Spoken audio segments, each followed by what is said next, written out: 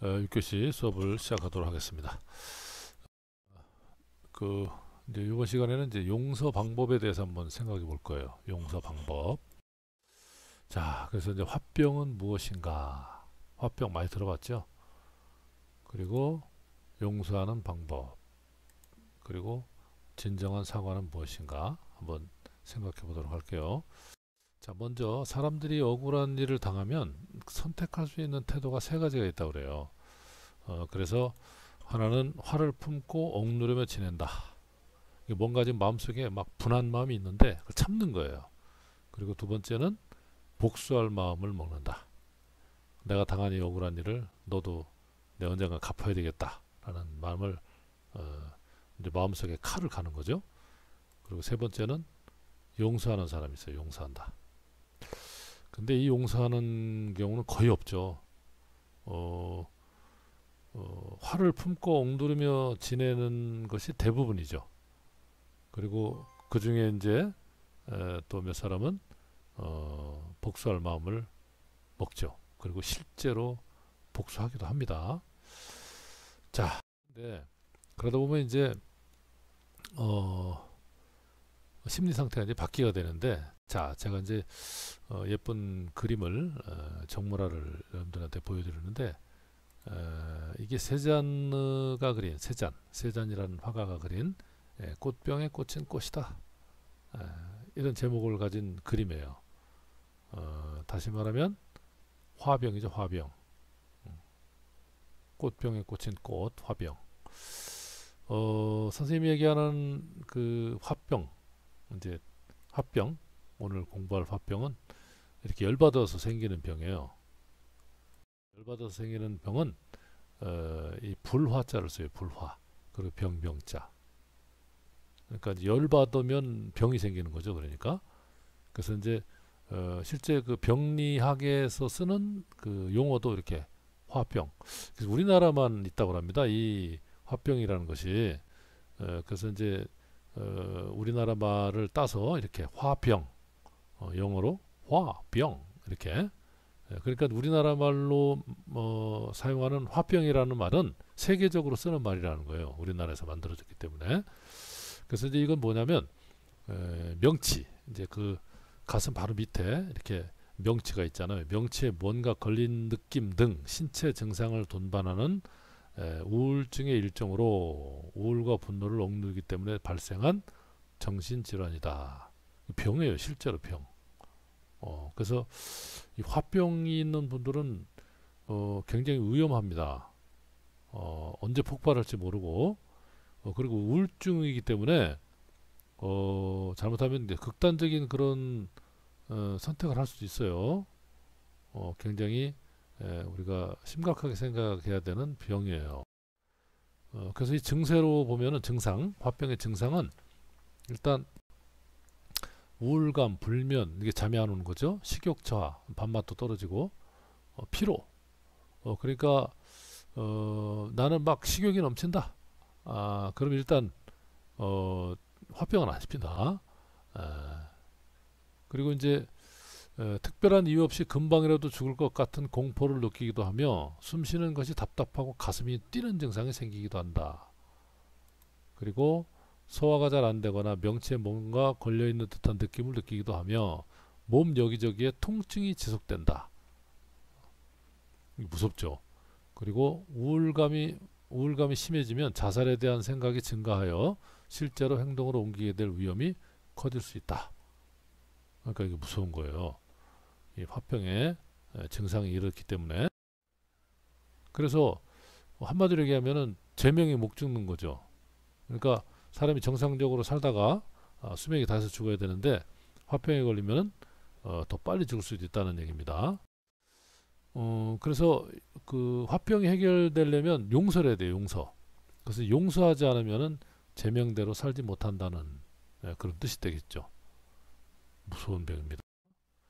그래서 이제 화병을 그 이제 자가 진단해 볼 텐데 선생님이 학습지 요 자가 진단 테스트지를 이 학습터에 올려놨어요. 올려놨는데 이제 이렇게 여러분들이 하기 좋게끔 이런 모양으로 올려놨어요. 이제 이거를 이런 식으로 이제 체크하는 거예요. 자기 상태를. 그래서 저는 자, 이 학습터에 자료를 이렇게 올려놨어요. 이런 방법으로. 출력할 수 있는 사람들은 출력해서 하기로 하고, 집에 프린터가 없어서 안 되는 사람들은 지금 화면상으로 해보세요. 화면상으로. 시간을 좀 줄 테니까. 전혀 그렇지 않으면 0점, 그렇지 않은 편이면 1점, 어느 정도 그렇다는 2점, 상당히 그렇다 3점, 완전히 그렇다 4점. 이렇게 해서 자기 걸 한번 쭉 표시해 보세요. 시간을 좀 주겠습니다. 선생님도 여러분들 나중에 점수 내는 거 설명하기 위해서 선생님도 대충 쓸 거예요. 대충 쓰는 거예요. 저는.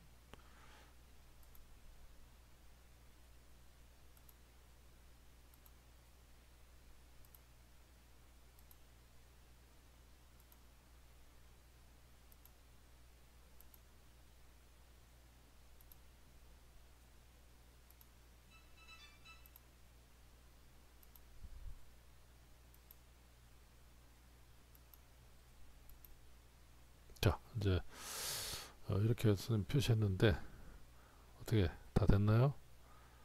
자, 그럼 이제 점수 집계 내는 거 알려줄게요. 요 0점짜리는 뭐 0점짜리는 있으나 없으나 뭐 똑같으니까 0점.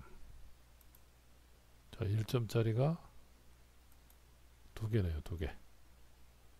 그러면 1점짜리가 두 개니까 2점이죠. 2점짜리가 하나, 둘, 셋, 넷, 다섯, 여섯 개. 그러면 12점. 3점짜리가 다섯 개. 따라서 15점. 4점짜리가 하나. 그럼 합계가 몇 점인가요? 네, 35점이 되겠네요. 35점. 자, 35점. 자, 그러면 총점이 25점 이상이면 합병 의심, 30점 이상이면 합병 확실. 그러니까 이제 35점이면은 이거는 뭐 병원에 빨리 가야 됩니다. 알겠습니까? 자, 이렇게 해서 이제 합병 테스트를 해봤고, 자, 그럼 어떻게 하면은 용서를 쉽게 할 수 있는가? 그것은 바로 내가 용서받았던 경험을 떠올려 보는 거예요. 그때 용서받았을 때 기쁨 또 즐거움을 떠올린다면 남에게 용서를 베풀어 주는 것이 큰 선물이 되겠죠. 그래서 여러분들이 그 용서받았을 때를 잘 기억해서 어떤 일로 어떻게 용서받았는지를 설문지에 한번 적어주세요. 어떤 일로 어떻게 용서받았는지를 생각했다가 수업 동영상 마치면 바로 설문지에 이 학습도 설문지에 써서 내주기 바랍니다. 자, 2015년 6월 어느 날 이런 일이 있었습니다. 미국의 사우스캐롤라이나 주에서 그 어떤 교회에서 그 수요일날 저녁 성경 공부하는 시간에 그 1시간 동안 앉아있던 백인 남성이 갑자기 총기를 난사한 거예요. 총을 그냥 탁 쐈다는 얘기죠.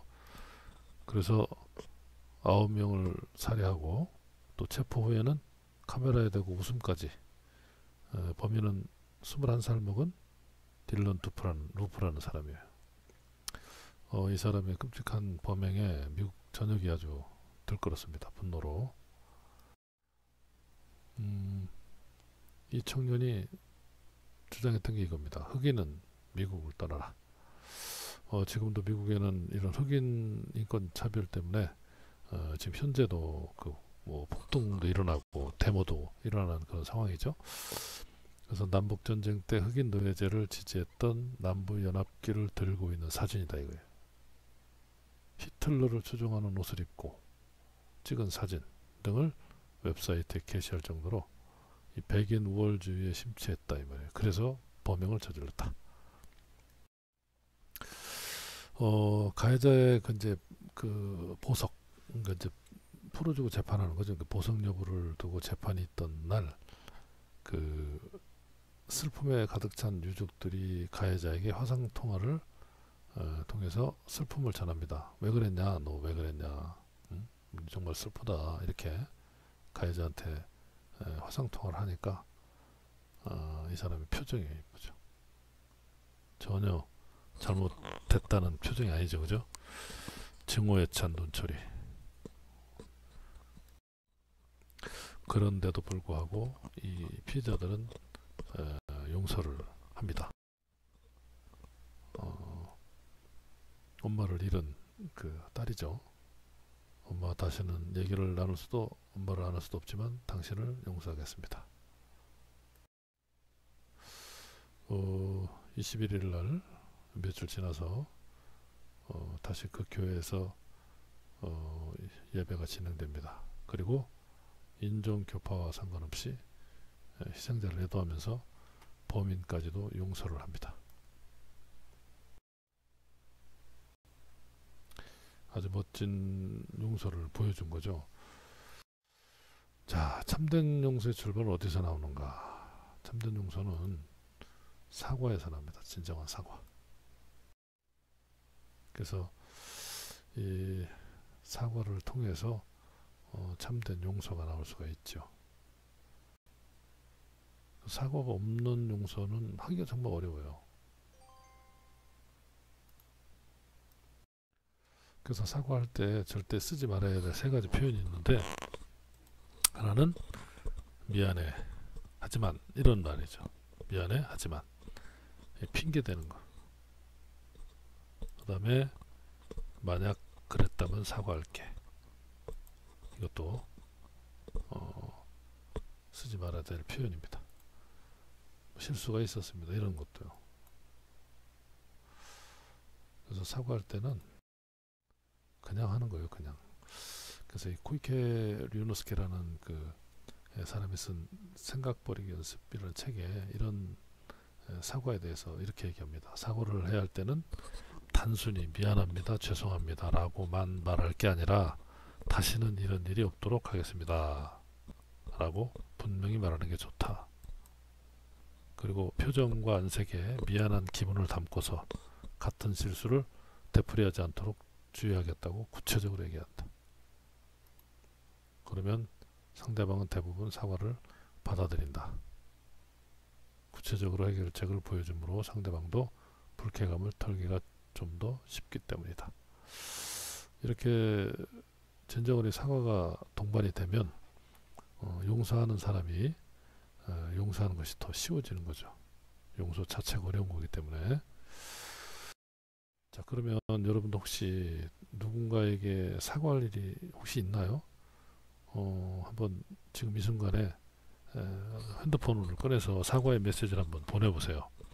그 사람이 부모님이든 형제 자매이든 아니면 친구이든 선후배이든 핸드폰을 꺼내서 진심 어린 사과의 메시지를 한번 보내주시기 바랍니다.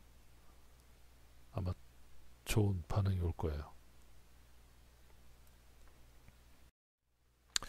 자, 이제 오늘의 학습 내용을 정리하도록 하겠습니다. 화병은 무엇인가? 또 용서하는 방법은 어떻게 하는 것인가? 또 진정한 사과는 어떻게 하는 것인가 하는 것에 대해서 알아봤고, 다음 시간에는 용서를 실제로 하는 방법을 해보겠어요. 실제로. 그래서 용서의 단계와 또 아름다운 용서를 한번 또 소개하도록 하겠습니다. 자, 수고 많았습니다.